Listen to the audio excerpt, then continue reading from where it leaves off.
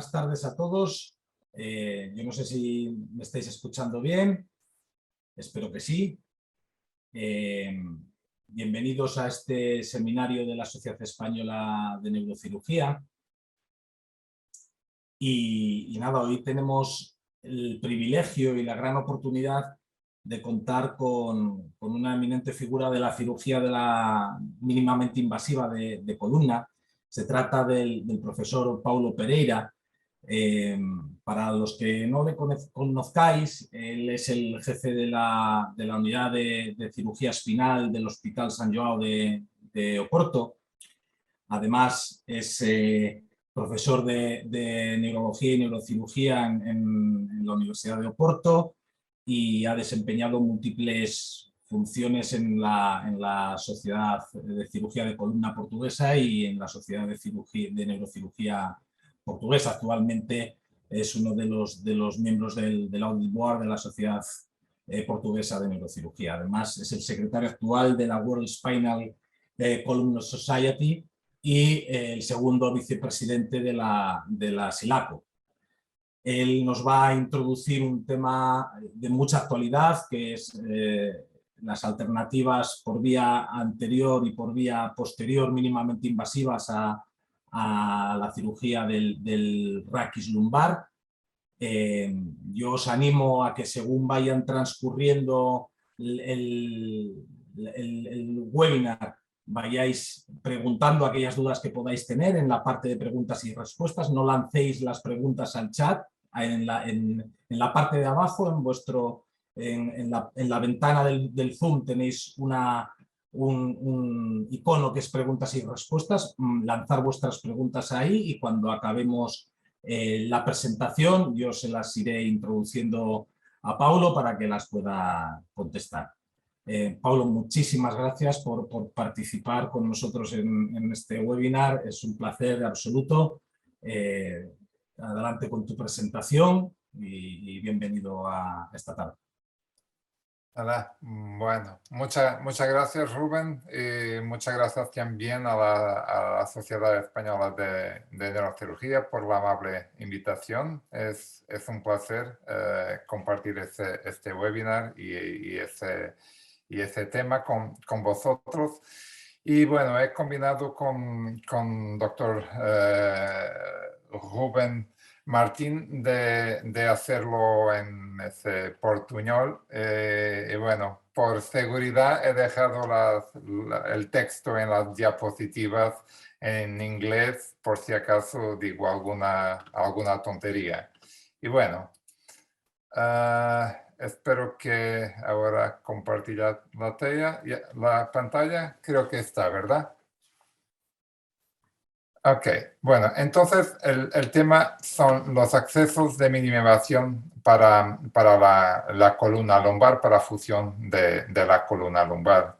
Y como decía, tengo mucho gusto de participar en la actividad de la Sociedad Española de Neurocirugía. Ya sabemos que la portuguesa y la neurocirugía son sociedades hermanas, tienen la misma madre, que fue la SLEN.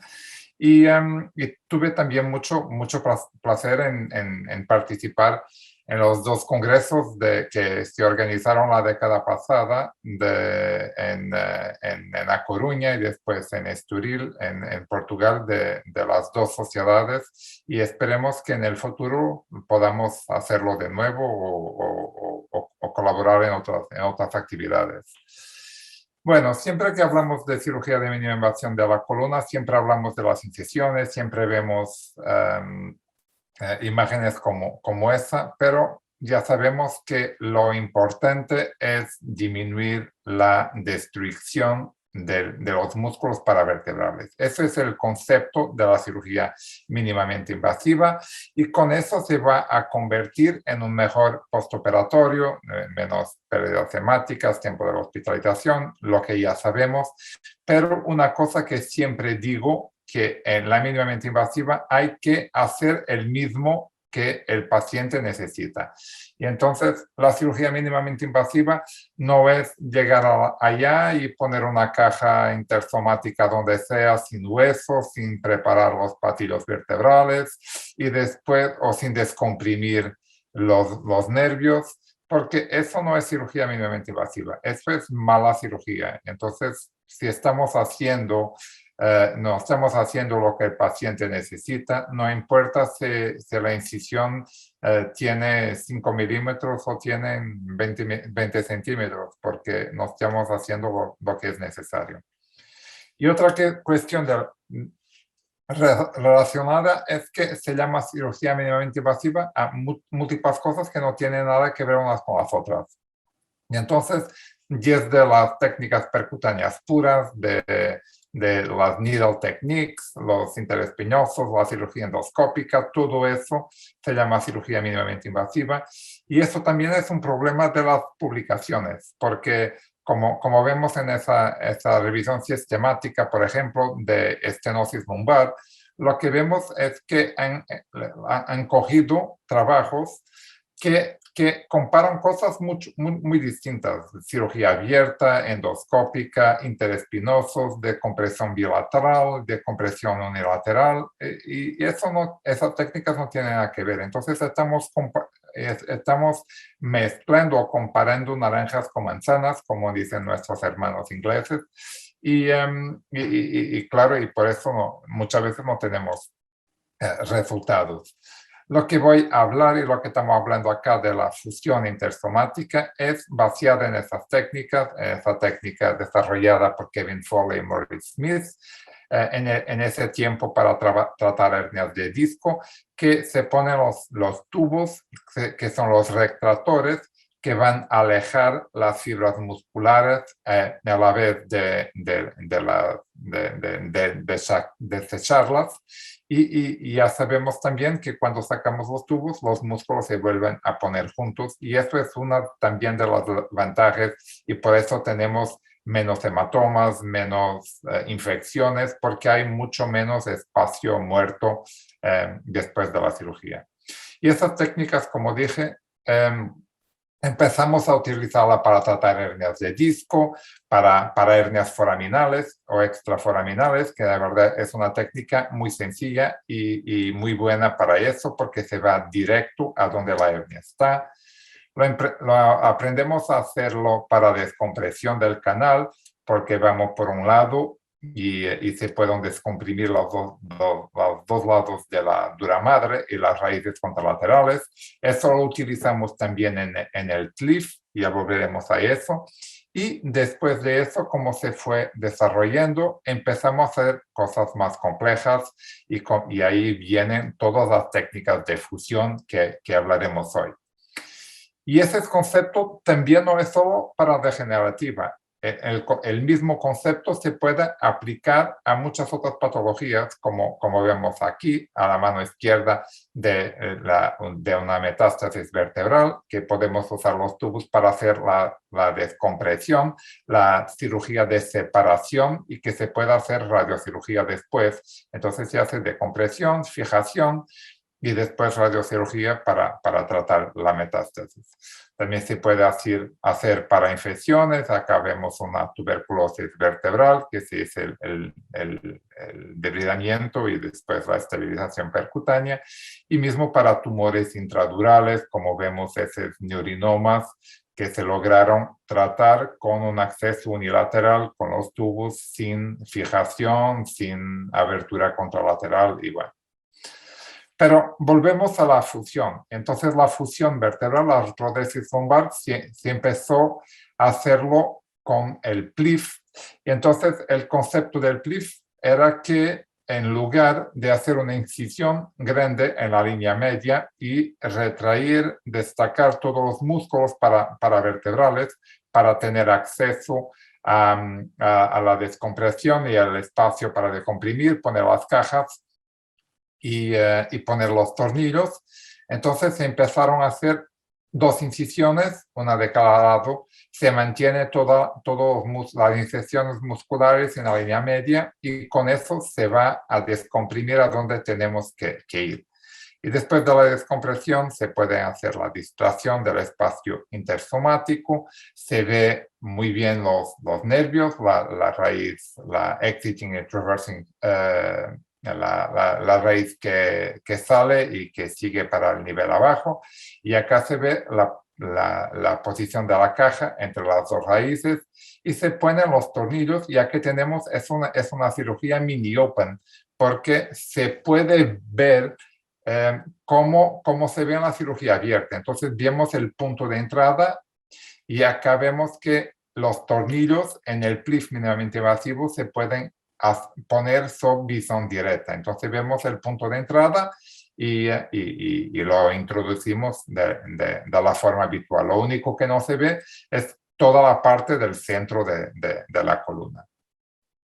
Y con esto se conseguía tratar pacientes como este con una espondilolistesis ísmica y se puede hacer la distracción del espacio intersomático, la colocación de las cajas, la estabilización y todo esto. Y a la vez lo distinto es que a la vez de tener que hacer una abertura como esta, como la hacemos en la línea media, porque el problema de la cirugía abierta no es la descompresión, es que tenemos que tener espacio para la convergencia de los tornillos. Y entonces ya sabemos que con eso tenemos que retraer mucho más los músculos paravertebrales. Y entonces lo cambiamos para esas dos incisiones que se quedan muy bien desde el punto de vista cosmético, pero como dije antes, lo más importante es que mismo con un PLIF con acceso bilateral, como ven acá, los músculos paravertebrales siguen en su lugar. Acá vemos un acceso bilateral y la fascia toracolumbar sigue en la línea media. Y los músculos paravertebrales parecen muy bien y muy distintos de si esto fuera una cirugía abierta. Y acá vemos también la descompresión del canal. Entonces, el PLIF fue como una evolución y entonces se ha puesto junto el concepto que utilizamos para la descompresión de la estenosis lumbar, que es la descompresión over the top, o sea, vamos por una parte del paciente, de un lado de la columna lumbar, hacemos la descompresión allá y después hacemos el fresado de la base de la apófisis espinosa y la parte anterior de la lámina contralateral, y eso nos permite de hacer una descompresión bilateral de la dura madre y de la raíz del otro lado. Y entonces, combinando eso con la posibilidad y con las técnicas que las compañías han desarrollado para la estabilización percutánea, si combinamos la estabilización percutánea con esta descompresión over the top, podemos tratar pacientes que tienen estenosis central y estenosis también contralateral, indo solo por uno de los lados. Entonces, esto es el concepto del PLIF-MIS. Hacemos la incisión unilateral, hacemos la descompresión unilateral o bilateral si es necesario, indo over the top. Y después, en el otro lado, solo lo único que tenemos que hacer es poner los tornillos percutáneos sin necesidad de abrir el lado contralateral. Y entonces la fusión la tenemos intersomática, ya ponemos todo nuestro hueso o los sustitutos que queramos dentro de la caja y del espacio intersomático. Y igual que al PLIF, terminamos con dos incisiones, una para el acceso y a la otra para los tornillos percutáneos. Ya vemos de nuevo los músculos que bien que parecen después de una instrumentación percutánea y de una descompresión de un PLIF. Entonces, el PLIF tiene también la ventaja sobre el PLIF que una vez que sacamos todas las facetas articulares en uno de los lados, tenemos más espacios y no tenemos que retraer la dura madre, y entonces tenemos más espacio para trabajar y para poner la caja entre las dos raíces. Y después podemos poner una caja más anterior o una caja más oblicua, que es lo que hay en la mayoría de los casos. Esto lo podemos, este es un caso de un cliff a 2 niveles con una estenosis central y algún cambio en el balance también, en los rayos X. Y ya vemos que se hizo la descompresión. Ya vemos acá la descompresión del canal central, que la estenosis que teníamos antes, y después la mejoría del alineamiento vertebral, tanto en el a pie como en el perfil. Y siempre cuando comparamos lo que tenemos a la izquierda con lo que tenemos a la derecha, siempre me recuerdo de ese trabajo del British Medical Journal, a decirles que no habría que hacer un estudio randomizado para ver que si saltamos de un avión sin paracaídas es peor que si saltamos con un paracaídas. Pero asimismo hay mucho y podemos encontrar muchas evidencias en la literatura de lo que estamos haciendo. Eso es un estudio multicéntrico a donde participamos, que fue hecho hace más de 10 años con cliffs y PLIFs mínimamente invasivos, incluyendo 252 pacientes de 14 países y que han sido publicados en esas dos publicaciones, los resultados de corto plazo y de un año de follow-up. Y eso es los pacientes incluidos que la mitad tenía espondilolistesis, más del 70% tenía estenosis central y los datos baseline es lo habitual en pacientes que se van a fusionar a 1 o 2 niveles. Me gustaría señalar ese resultado de las pérdidas hemáticas, de las pérdidas de sangre, que como ven acá, en 252 pacientes, solo un paciente ha necesitado de una transfusión y las pérdidas de sangre son en general por debajo de 200 mililitros en esta cirugía mínimamente invasiva. Eso del tiempo de fluoroscopía, volveré a ese asunto. Y eso de las pérdidas hemáticas también lo vemos en la literatura. Esa es una revisión sistemática que ha mostrado precisamente el mismo, una gran disminución de las pérdidas hemáticas y también de los tiempos de hospitalización. El outcome primario de ese trabajo era la recuperación de corto plazo, el tiempo hasta la primera ambulación, que tuvo un promedio de 1.3 días, y la duración hasta el día de la recuperación de la cirugía. Y eso de la recuperación de la cirugía fue para tener un outcome transversal entre diferentes centros, porque hay pacientes hay muchos centros que por regulaciones diferentes es habitual que un paciente se quede solo 1 día o 2 después de una fusión, o se queda 10 días por cuestiones de los seguros o lo que sea, y por eso hemos definido eso. Acá ven la evolución de los PROMs habituales, la mejoría de la intensidad del dolor de la pierna y en la columna hasta el año los 12 meses después de la cirugía. El mismo de la discapacidad con el Oswestry Disability Index, una mejoría rápida y después todavía más hasta los 12 meses, y la mejoría también de la calidad de vida en el Q5D y el VIS de la calidad de vida que ha mejorado en los pacientes. Y todo eso también con pocos efectos adversos, en especial efectos adversos graves, y durante los 12 meses la tasa de revisión de cirugías fue 2,8%.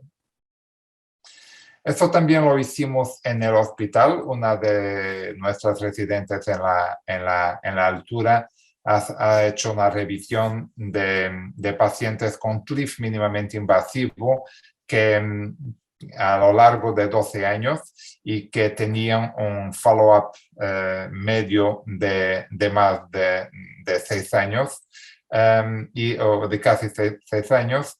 Y acá ven también una tasa de complicaciones baja de 7,4%, que fue más elevada en los pacientes reoperados que tenían esa cirugía previa.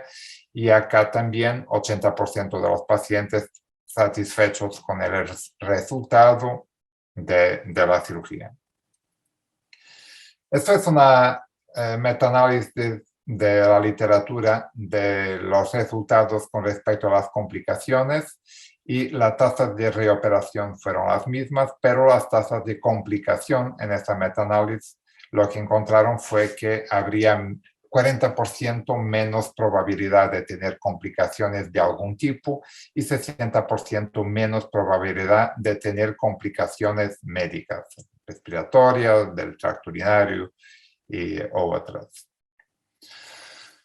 Esto también es una revisión de la literatura con respecto a la probabilidad de doença de patología de nivel adyacente que estaría disminuido en la cirugía mínimamente invasiva con respecto a los TLIFs o PLIFs abiertos.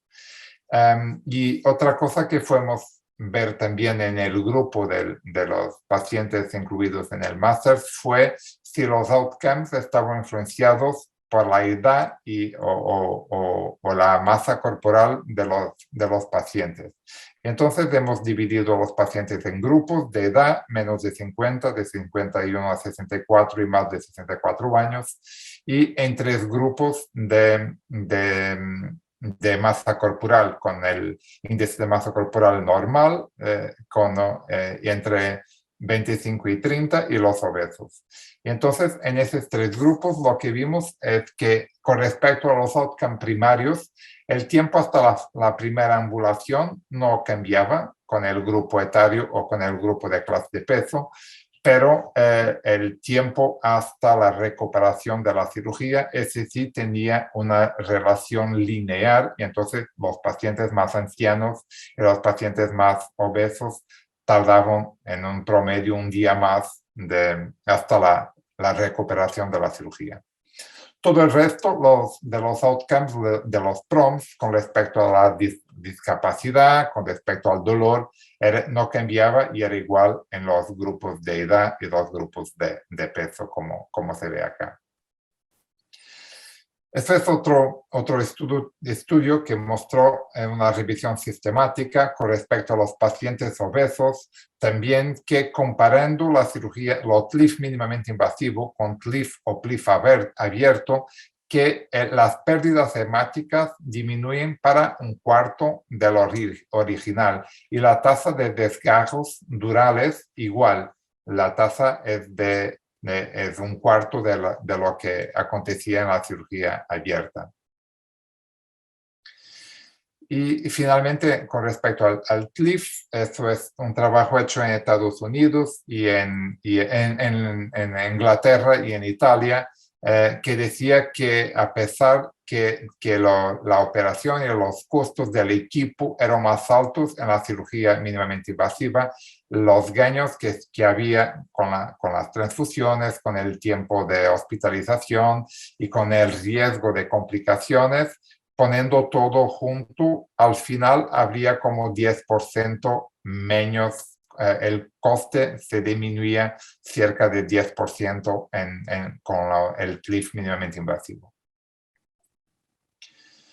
Y con el TLIF mínimamente invasivo también se pueden hacer otras cosas que hacemos con los PLIFs o TLIFs abiertos. Se pueden reducir la espondilolistesis, como vemos acá, y eso es con un sistema que permite que ya ven que el tornillo de abajo, de la vértebra de abajo, está cerrado y está apretado, y el de la vértebra arriba no está, y entonces cuando se empieza a poner, a tirar, el tornillo de arriba, la vértebra, bien para nosotros, y eso nos permite reducir la espondilolistesis, como ven acá.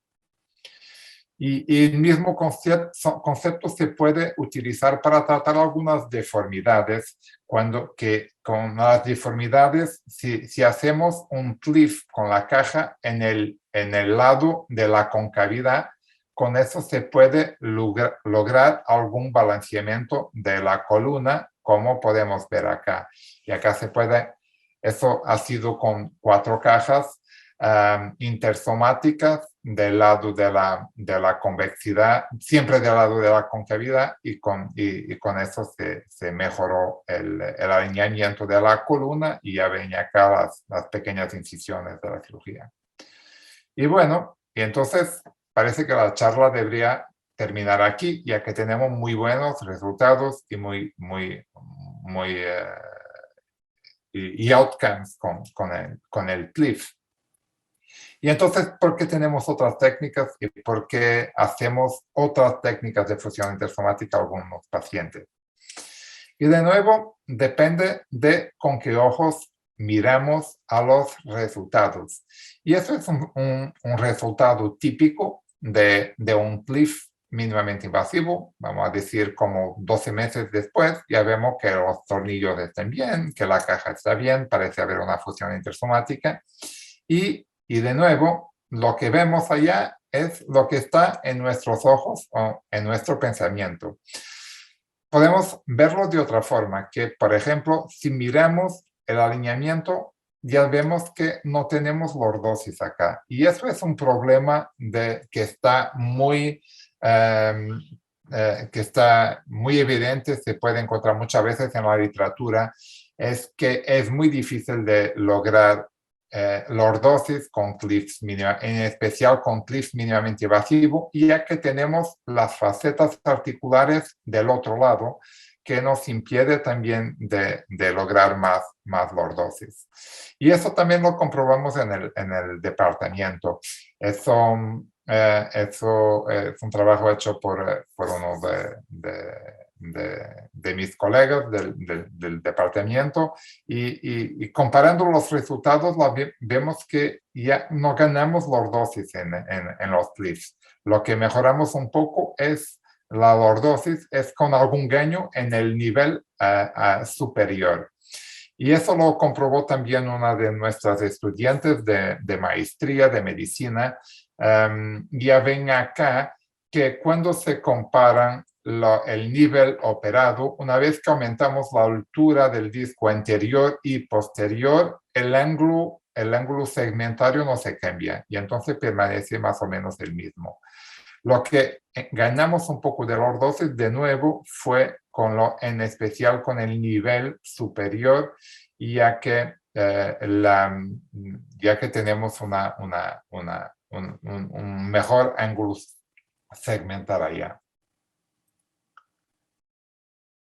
Y ya también sabemos que tener valencias positivos en la columna, y una vez que tenemos el paciente más desbalanceado para la frente, eso no es bueno, y por eso la lordosis y la restauración de la lordosis en algunos pacientes se queda muy importante.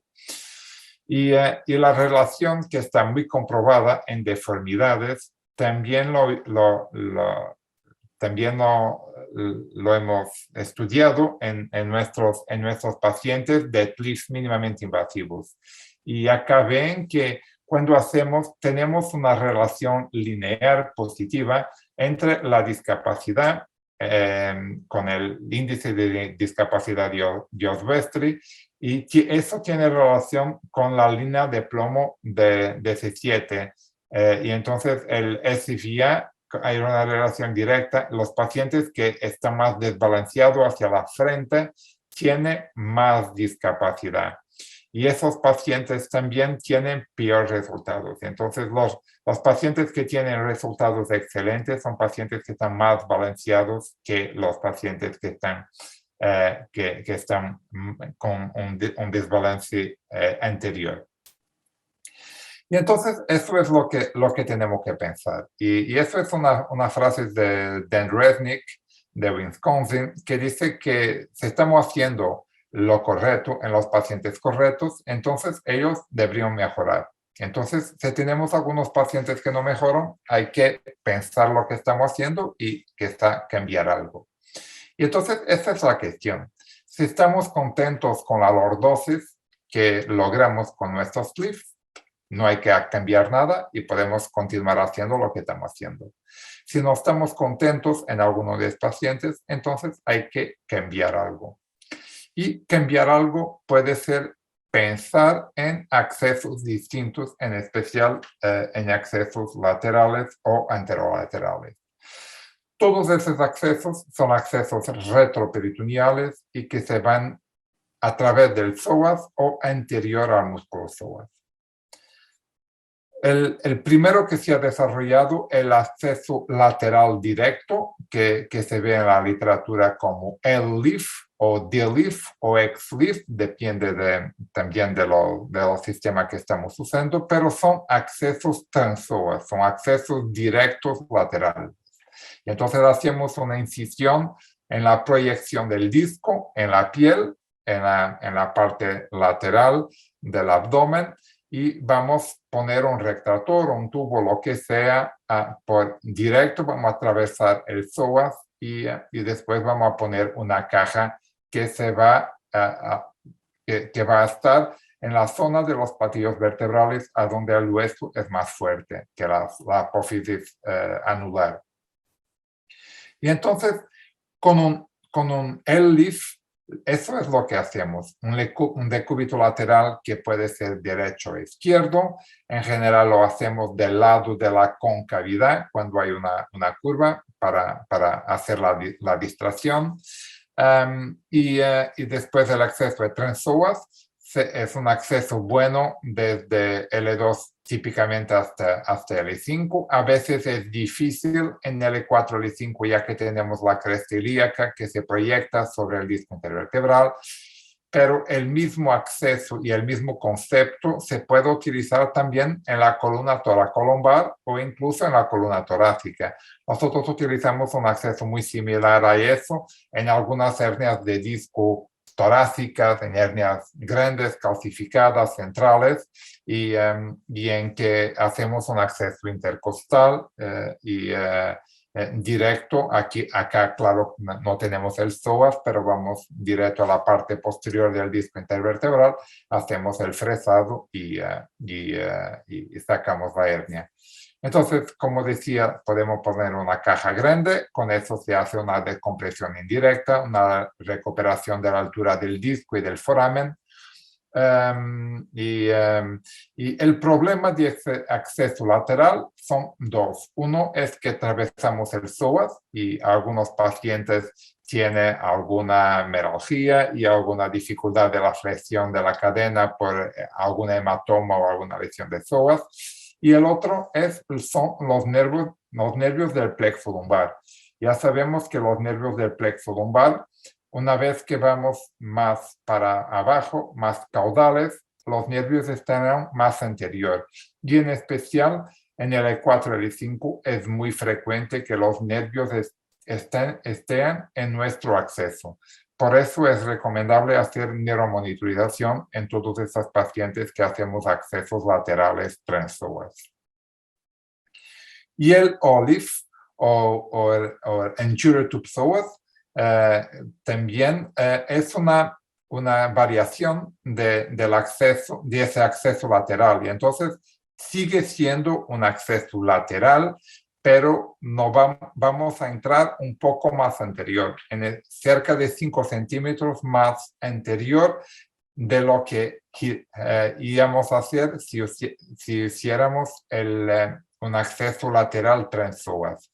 Y entonces, con eso nos vamos a tener un ángulo de acceso a la columna un poco más anterior, y eso nos permite quedarnos a frente del psoas, retraer un poco el psoas para atrás, y con eso vamos a evitar los nervios del plexo lumbar. Y entonces esos accesos anteriores del psoas se hacen en decúbito lateral izquierdo, una vez que por la anatomía, que es muy más fácil de tener y desplazar si es necesario la aorta que la vena cava.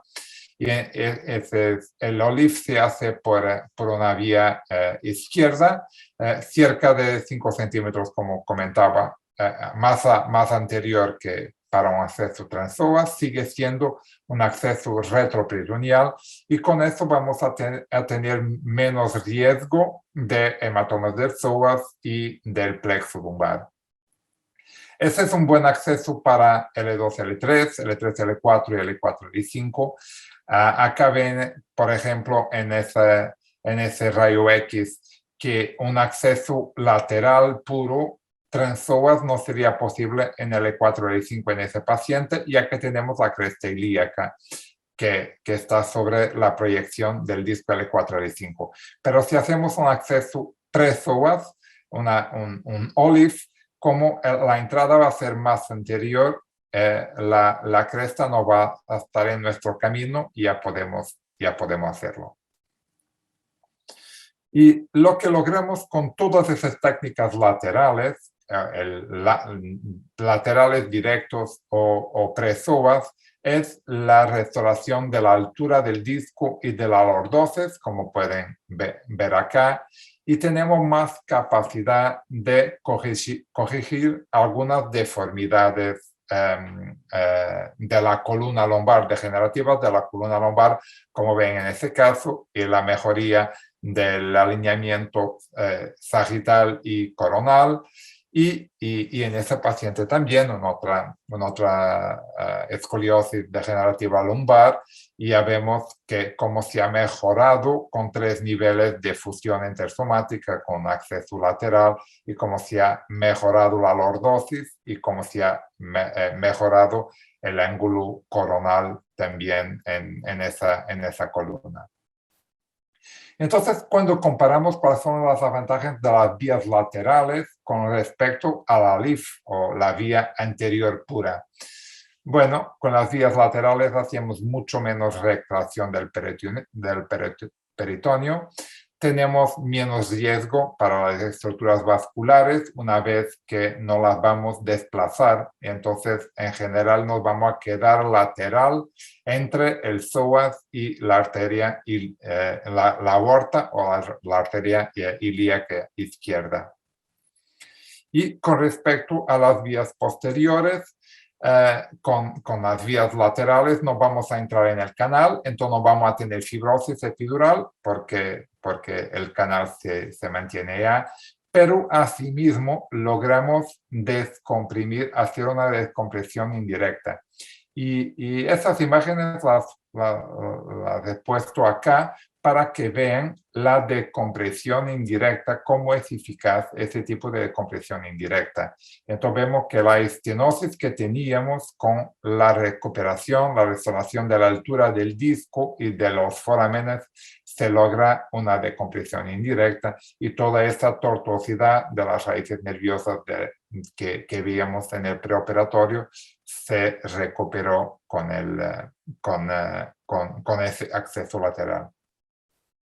Una palabra muy rápida también para otra técnica, que es una técnica que yo lo considero una técnica intermedia entre una técnica abierta y una técnica mínimamente invasiva, que es el midleaf.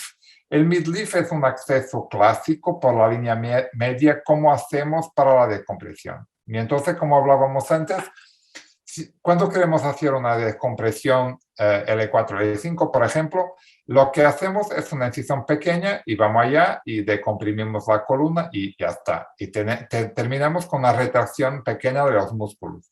Pero si queremos hacer un cliff o un cliff en ese paciente, hay que abrir mucho más los músculos y retraerlos mucho más por el ángulo de la entrada de los tornillos. Y entonces, el midleaf, el concepto del midleaf es que lo hacemos, pero como el trayecto, vamos a utilizar tornillos corticales con un trayecto cortical que se van a introducir de medial para lateral. al revés de hacerlo en la técnica clásica. Y entonces eso es el trayecto que ven acá. Esos tornillos se quedan en hueso más cortical, lo que es bueno también para pacientes con osteoporosis. Y como ven, se articula resistencia al pull-out. Es igual o todavía mejor con esos tornillos que con los tornillos clásicos, que se quedan más en el hueso esponjoso. Y entonces utilizamos algunas de esas técnicas para pacientes que tienen, en especial cuando tienen estenosis severa, central, lateral y foraminal, a donde queremos decomprimir todo. Y acá abajo a la izquierda ven una imagen intraoperatoria de un midleaf. Y como ven acá, ven la dura madre descomprimida, los nervios descomprimidos muy bien y los tornillos que se quedan muy cerca de la línea media. Entonces, con eso no tenemos que hacer toda la retracción que teníamos que hacer para hacer un pleaf, por ejemplo. Bueno, y entonces, y esas otras técnicas de las vías laterales y de las otras, ¿qué resultados tenemos y cómo se comparan esos resultados con las técnicas de los cliffs que ya mostré antes? Y ese también es otro estudio que fue diseñado, incluyendo más pacientes, pero pacientes con todas esas técnicas, con ALIF, con GLIFs, con OLIFs, con pleafs, cliffs y midleafs. Y entonces, esto es un estudio que ha incluido más de 350 pacientes, como hablé, en 28 centros en Europa, Latinoamérica y en Asia, y a donde también ha participado el departamento de nuestro moderador del Hospital Universitario Marqués de Valdecilla de Santander. Y entonces acá tenemos 365 pacientes con y sin espondilolistesis en que el cirujano decidía cuál era la técnica que quería hacerlo. Entonces, eso es un estudio observacional, no es un estudio randomizado. Entonces, el cirujano decide lo que cree que es mejor para su paciente y después lo que hacemos es coger los datos y ver cómo se comparan los datos. Los trabajos han sido presentados en Eurospine en el 2020 y 2021 y la publicación está hasta en fase terminal de submisión. Esto también, y acá se ven todos los tipos de técnicas y también, por ejemplo, las pérdidas hemáticas que siguen siendo más bajas que en cirugía tradicional, más grandes para el midleaf, que está en la derecha, como habla, que es una técnica más mixta entre mínimamente invasiva y una técnica percutánea. Y acá vemos también los bajos tiempos de recuperación y acá ven el outcome primario de ese trabajo era la discapacidad, el Obesity Disability Index, y acá ven cómo se sobreponen todos esos resultados. Y entonces los resultados son muy similares independientes de la técnica que el cirujano ha elegido.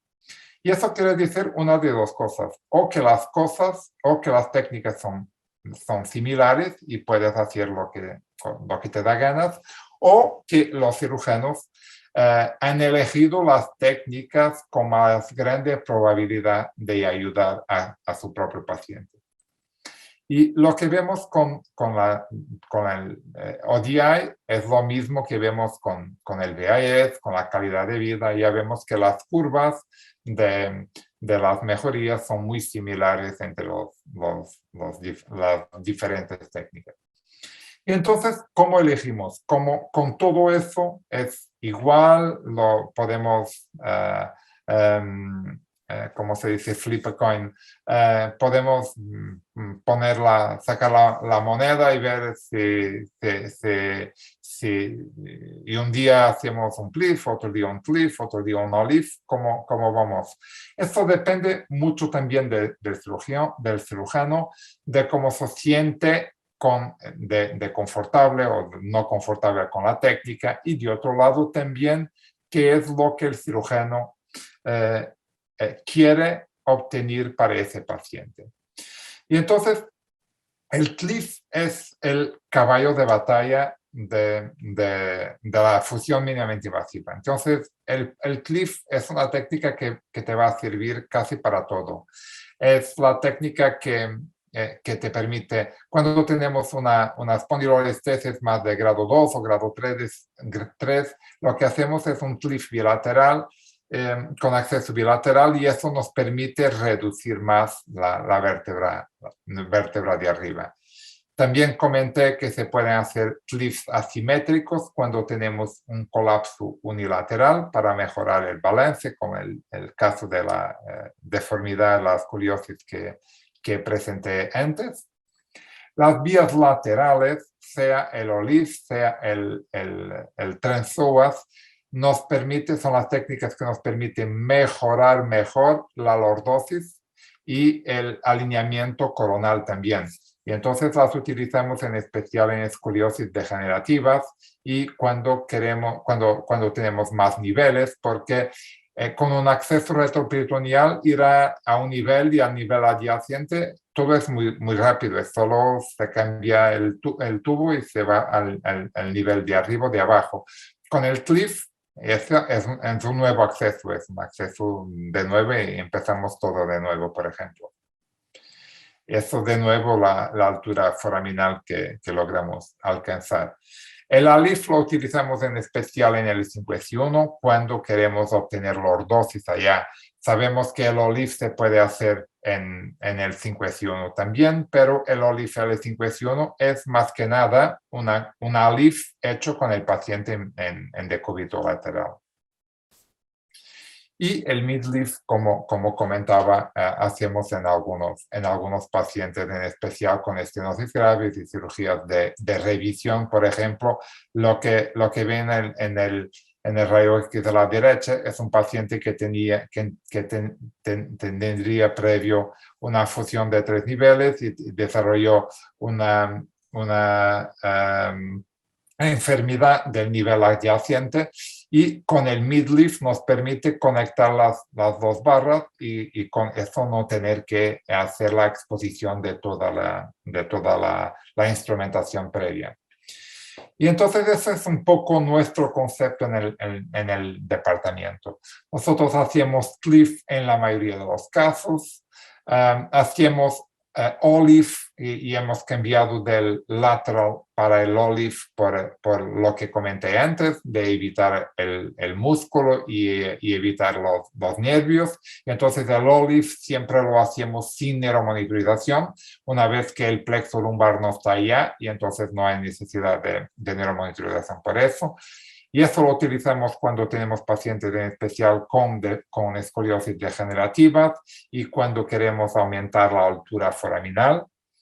Hacemos el ALIF en pacientes en que queremos lograr lordosis L5S1 y el midlife en pacientes que tienen más estenosis central y foraminal, en niveles adyacentes, cirugía de revisión y pacientes con hueso osteoporótico. Y bueno, creo que también por el tiempo termino por acá, un poco con nuestro concepto actual. Termino dando las gracias de nuevo al doctor Rubén Martín y a la Sociedad Española de Columna por la amable invitación, y espero que nos podamos encontrar en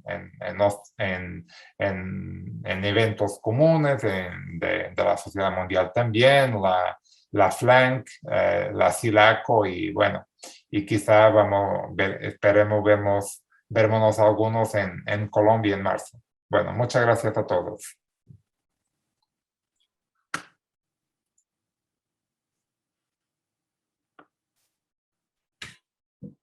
Bueno, muchas gracias por la excelente presentación, Pablo, y muchas gracias también por el esfuerzo de haberla hecho en castellano, que vamos, perfectamente correcto además. O sea, ya me gustaría a mí hablar cualquier segunda lengua como hablas tú el español. Vamos a aprovechar también para agradecer al sponsor porque el webinar lo tenemos gracias y es gratuito para todos los asistentes gracias a que Baxter patrocina el evento, y desde aquí también quería agradecerles especialmente a ellos para un poquito que tener ese punto, ¿no?, de cordialidad que nos ha permitido estar aquí hoy todos juntos. Tenemos unas cuantas preguntas para hacerte, Paulo. Muy bien. La primera, yo creo que ya prácticamente la has respondido.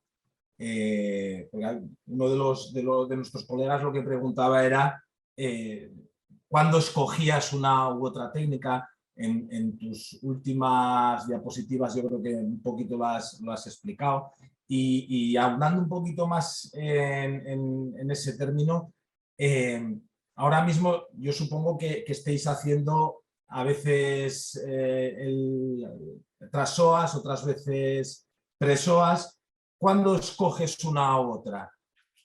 Bueno, muchas gracias. Eso creo que es lo más práctico de eso, y por eso he terminado con esa diapositiva, porque claro que la diapositiva, eso no tiene que ser ninguna regla, ni eso es la verdad, es cómo funciona en nuestras manos. Era un poco lo que comentábamos antes del webinar, que estábamos hablando de otras cosas, y no es porque una técnica funciona en las manos de un cirujano que tienes que decir lo mismo y que ella va a tener los mismos resultados en tus manos. Y entonces, claro, todos tenemos eso del entrenamiento, lo que nos gusta más y nos gusta menos hacerlo.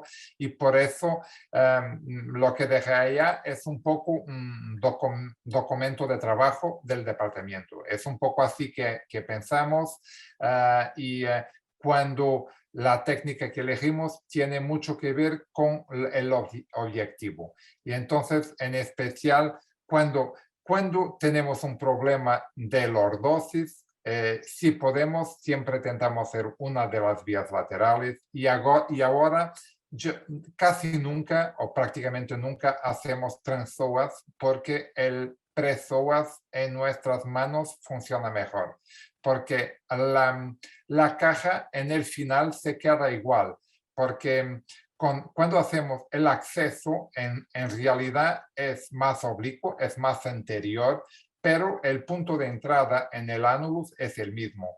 Y después, cuando hacemos la maniobra ortogonal, o sea, cuando ponemos la caja, cuando tiramos nuestros instrumentos para anterior, la caja se va a quedar totalmente perpendicular a la dura madre. Entonces, si vemos una imagen, un rayo X postoperatorio de un LIF o de un OLIF, la caja es igual, la caja se queda en el mismo local, solo el acceso es diferente, es un poco distinto. Y por eso en nuestras manos el OLIF ahora es lo que hacemos, también por eso, porque no tenemos que tener neurofisiología en el quirófano en ese día, siempre había que dejarlo para para un día a donde ellos estuvieron disponibles. Algunos pacientes tenían algún dolor los primeros días en la flexión de la cadena por el traumatismo del hematoma de psoas, y entonces por eso ahora cambiamos y hacemos siempre laterales. Pero asimismo hacemos mucho más PLIFs que vías laterales, porque el PLIF es casi bueno. A mí que me ha pillado digamos las vías anteriores en mi despegue en mi carrera como cirujano espinal, una cosa que siempre me ha incomodado mucho del TLIF es en el segmento L5-S1 cuando tenemos un colapso muy importante del espacio, ¿no? Entonces, para mí la LIF en esa situación ha sido un gran descubrimiento, en el sentido de que, bueno, aquí sí que hago lo que yo quiero, mientras que muchas veces en el TLIF yo me marchaba para casa con la sensación de que había hecho lo que me había dejado la anatomía, porque estaba demasiado colapsado. Al final tenías que hacer una mediosacroplastia para poder meter la caja, que yo sangraba. y sin embargo ahí sí que la vía anterior pura es magnífica, ¿no? Sí, Una sí, sí, pregunta eso que es nos... igual, eso es igual también. Y eso también se comentaba. En el E51, cuando queremos aumentar la altura de disco o lograr los 12, siempre hacemos ALIF y lo hacemos y ya estamos haciendo más también por eso. Hay técnicas del cliff también para hacer la distracción del disco, pero asimismo es más fácil por vía anterior que posterior, claro. Una de las preguntas que nos hacía un compañero era acerca de si utilizáis cirujano de abordaje o lo hacéis vosotros. Bueno, eso también tiene que ver con la práctica. En las vías laterales siempre lo hicimos nosotros y siempre y estamos haciendo también. Creo que esa vía es muy sencilla. El peritoneo se va para frente, para arriba, para anterior y bueno, y se va directo al disco. Para las vías anteriores también las hacíamos nosotros. Ahora hemos tenido dos pacientes con algún problema venoso y ahora estamos volviendo a llamar al colega de cirugía vascular y a ver si aprendemos algo con él también para lo hacernos mejor. Pero creo que es una vía relativamente sencilla para un neurocirujano, un cirujano de columna, pero bueno, también trabajamos en un hospital central y tenemos cirujanos generales o cirujanos vasculares que te pueden dar una mano. Creo que eso no hay problema ninguno y también te quedas más concentrado en la parte de la cirugía que es la tuya. Efectivamente, sobre todo en los primeros casos, Sí, tener sí, la sí, mano de un sí, sí, cirujano experto viene sí, bien, sí, ¿no? Los casos de revisión por vía anterior que son complejos. sí. Nosotros lo hacemos nosotros siempre los abordajes, pero bueno, sabiendo que tenemos en el quirófano de al lado el cirujano vascular, claro, Sí. esto es siempre una ventaja. Sí, sí, sí. En el último ALIF, el último ALIF, eso cuando cambiamos, porque el problema del ALIF, a lo mejor en mis manos, el problema del ALIF es poner los tornillos, no es la caja, es llegar allá, descomprimir, sacar el disco, poner la caja, eso es muy sencillo, pero poner los tornillos allá... Y es diferente de unos pacientes porque el abordaje es corta y entonces los ángulos, los tornillos anteriores, a lo mejor en mis manos, es la parte difícil de esa cirugía. Y en ese paciente, cuando intentábamos a luchar contra eso, uno de los Somans se salió y se ha pinchado la vena ilíaca común izquierda y bueno, y tener la mano del cirujano después que la colapsas es bueno. Sí, sí, ciertamente. Otra pregunta que nos hacen desde la audiencia es acerca de si en con toda esta totalidad de opciones de fusión, queda algún hueco para los dispositivos interespinosos. Si los estáis Bueno, utilizando... bueno, en mi experiencia es un claro y redondo no. Yo no hago nada de eso. La verdad es que el concepto para mí me queda muy raro porque todo el interespinoso es un diapositivo difusante porque lo ponemos en la parte posterior de la columna y después lo que veo nunca ha sido muy popular acá en Portugal, pero algunos que los veo, lo que ocurre es que después siempre están la apófise espinosa, siempre está moldada por el diapositivo que está allá. Y entonces da algún alivio transitorio, pero después vuelve a colapsar y la verdad es que yo no tengo ninguna buena experiencia con eso. A nosotros tenemos más o menos la misma sensación. Hubo un Okay. momento en que se pusieron muchos y realmente ahora las indicaciones son bueno, muy, muchas veces cuando es un paciente que le harías otra cosa, pero que por la fragilidad dices, joder, ¿cómo voy a hacer a este paciente? Y dices, bueno, voy a ponerle esto a ver si le aguantamos una temporaduca sí, y poco más, sí. efectivamente. Pero igual eso también se cambió un poco con la fusión y mismo la descompresión mínimamente invasiva, porque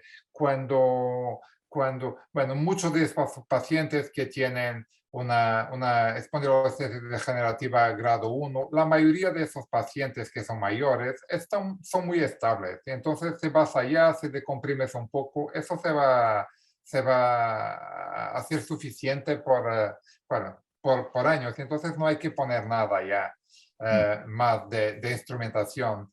Porque eso es muy estable y eso tenemos también muchos pacientes en que solo descomprimimos y se quedan bien. Y cuando hay necesidad también de hacer una fusión con esas técnicas mínimamente invasivas, en especial con el PLIF, bueno, no es muy distinto. Es una cirugía que va a tardar 1 hora y media, que va a tener dos accesos pequeños. Entonces, en mi práctica no veo ninguna indicación para eso. Claro y meridiano contestado. Acerca del TLIF, que nos Sí, pregunta otro compañero si le das alguna ventaja a las cajas tipo banana o a las cajas oblicuas con ok. respecto a las que son como tipo bala. Sí.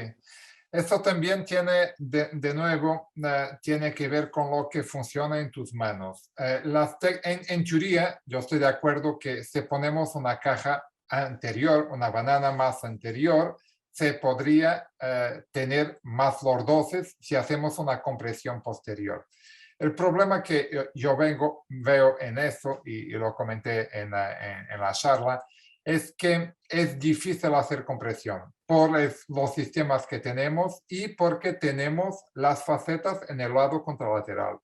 Y entonces nunca se puede comprimir mucho.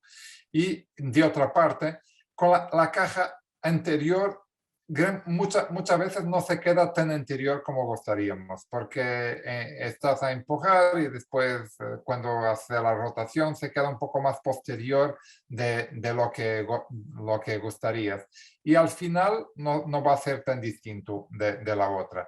Y entonces con esas tipo balas, la caja es directa, entonces ya está allá y es solo la pones y te queda allá. Y entonces lo intento ponerla lo más anterior posible, pero en mis manos no veo diferencia entre las dos. Y por eso prefiero las balas. Las balas. Muy bien.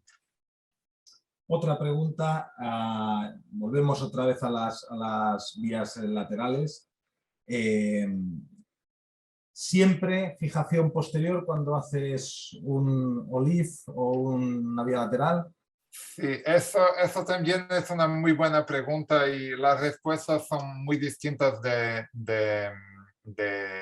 bueno, de cirujano para cirujano. Nosotros sí, siempre hacemos fijación posterior, siempre hacemos la caja y después volvemos al paciente y hacemos fijación percutánea. Yo creo que el concepto actual de algunos cirujanos, como Juan Uribe, por ejemplo, de hacerlo en decúbito prono y hacerlo todo en la misma incisión, en la misma posición. Creo que eso es interesante porque el paciente se queda con lordosis también cuando está en decúbito prono.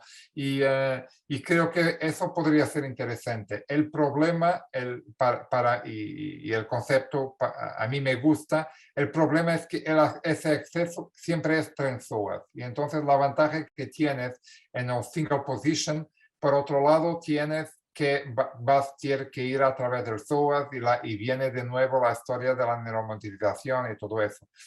Por eso no lo hemos cambiado. Yo estoy de acuerdo que un paciente que no tienen una espondilolistesis lítica, que tiene una espondilolistesis degenerativa, una estenosis foraminal, y si ponemos una caja grande, en teoría quizás la fijación posterior no es necesaria, pero en realidad la literatura no soporta eso todavía. Entonces parece que los resultados tienden a ser mejores si tenemos una banda de tensión. Es el punto de vista biomecánico de tener una banda de tensión posterior. Pero se me pregunta si en algunos pacientes eso funcionaría sin los tornillos, creo que sí, pero no es lo que hacemos. Habitualmente. Bueno, nosotros tampoco. ¿No? Sí, También haces percutáneos después. hacemos percutáneos. Esto lo hacemos todo en decúbito lateral. Sí. Hacemos la cirugía navegada, entonces navegamos los tornillos en decúbito lateral y Sí. la caja también. El problema de eso son los de abajo. Los de arriba están perfectos, Sí. pero los de abajo... Los de abajo, claro, por eso digo navegados. Con Sí, el sí, sí. operatorio navegado es Sí. relativamente sencillo. Si los tuviera que poner con el rayo, ya te digo yo que le pego la vuelta al paciente, pero echando virutas. Sí, pues, sí, sí, sí. bueno, Esos son mis dos comentarios. Uno es eso, que los de abajo es más difícil. Y la otra cuestión, de nuevo, es la cuestión de la lordosis.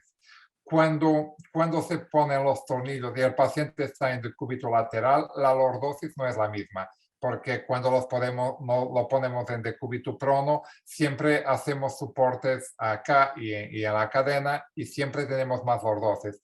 Y entonces la sensibilidad que tenemos en eso es que los tornillos los vamos a poner en ese segmento y ya ves que con los casos que presenté, nosotros siempre intentamos mucho cuando hacemos una vía lateral de lograr una buena lordosis allá.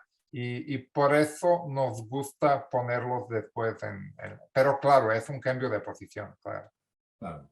Nosotros Claro. estuvimos mirando esos parámetros en nuestros pacientes y realmente la pérdida que teníamos en la mayor parte, sí que es cierto que hay algún enfermo que pierde más lordosis, pero la mayor parte de los enfermos perdían, había una diferencia de 1 o 2 grados. Al final, de decúbito lateral a decúbito prono. Entonces, Okay, claro. nos encontrábamos bastante cómodos en este sentido. Y ahí enlazo yo una pregunta personal que es, en pacientes con un único segmento, ¿realmente el cambio de lordosis es tan sumamente importante? Porque la sensación que yo tengo por los resultados preliminares del Masters de 2 y a veces por la sensación personal es que últimamente perseguimos la lordosis segmentaria, ¿no? Vamos, Sí.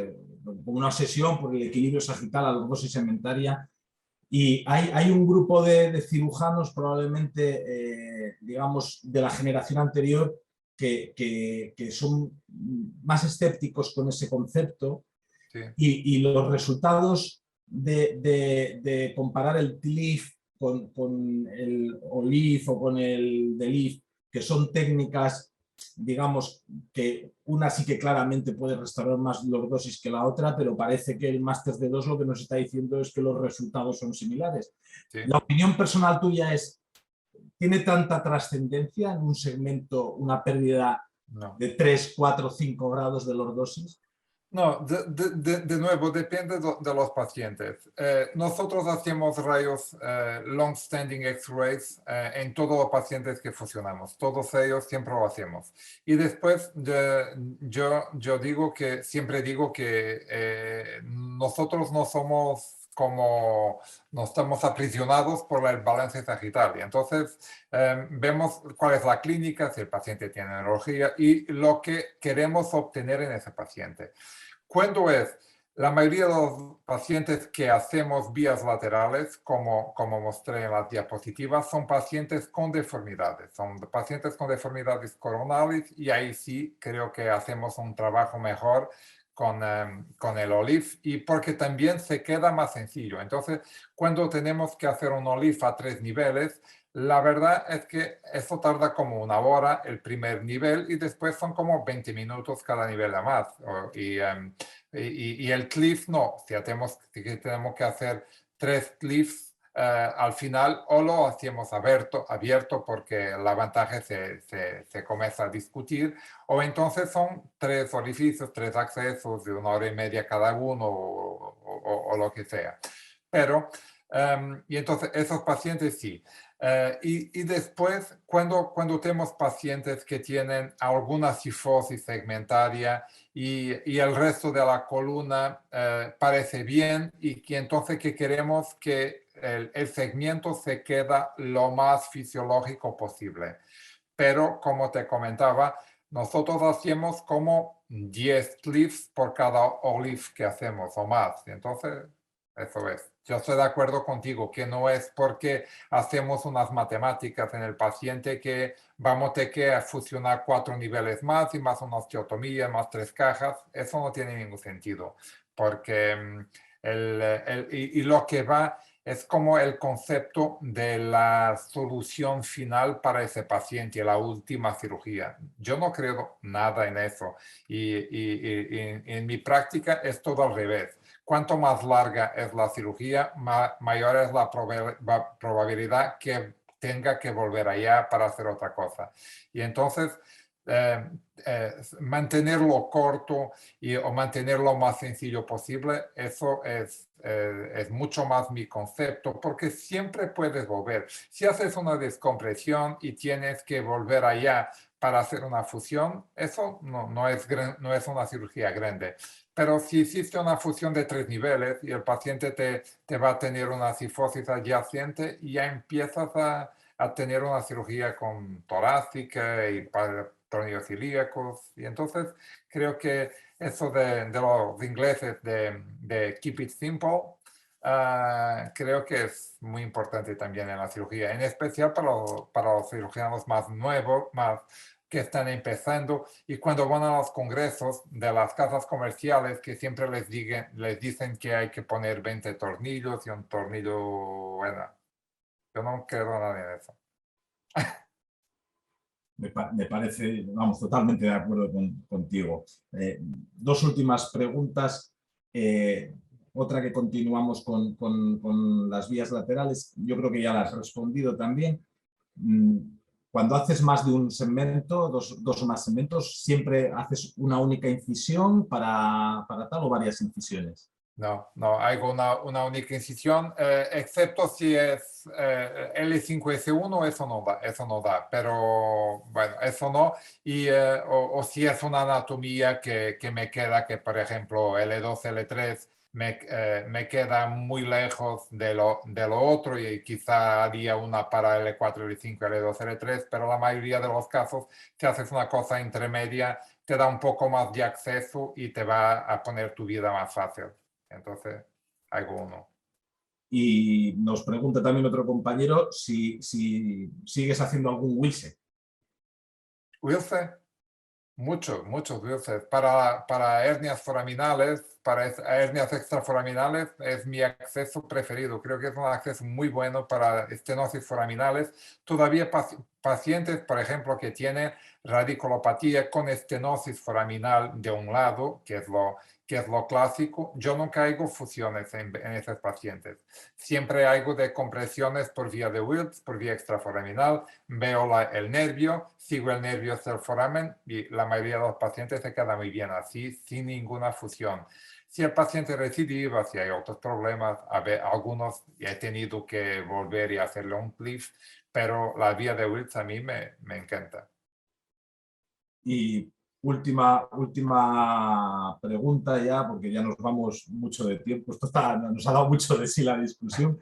Es acerca de la experiencia con las cajas expansibles para el cliff.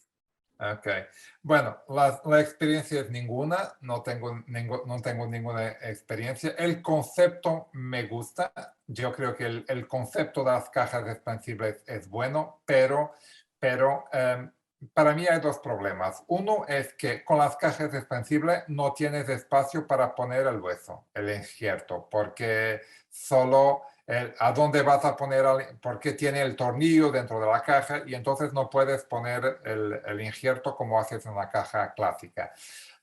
Y entonces, claro, puedes poner un poquito después de la expansión y claro, puedes poner injerto alrededor de la caja, pero no dentro. Y yo soy muy defensor de la artrodesis y la preparación del disco. He comentado también en la charla.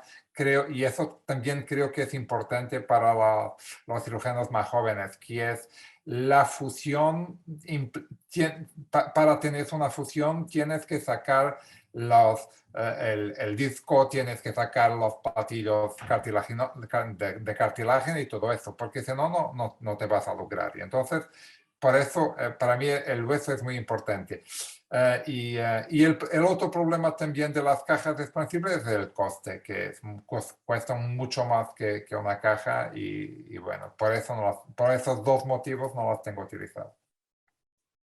Muy bien, pues yo creo que con esto hemos finalizado, nos hemos ido más de un cuarto de hora más allá de nuestro tiempo límite. Muchísimas gracias por esta magnífica charla que nos has dado y sobre todo por todas las dudas que nos has disipado durante la discusión. Esperamos poder contar contigo en otras ocasiones, a ser posible en vivo. En directo estamos ya, pero a ser posible en vivo y con una cerveza en la mano. Eso sí, eso sí. Vamos a votar, vamos a esperar eso. Muchas gracias a ti y a la CENEC. Ha sido un placer y ahí estamos. Y bueno, esperemos vernos en Bogotá o otras partes a donde sea. Muchas gracias. Muchas gracias, Pablo.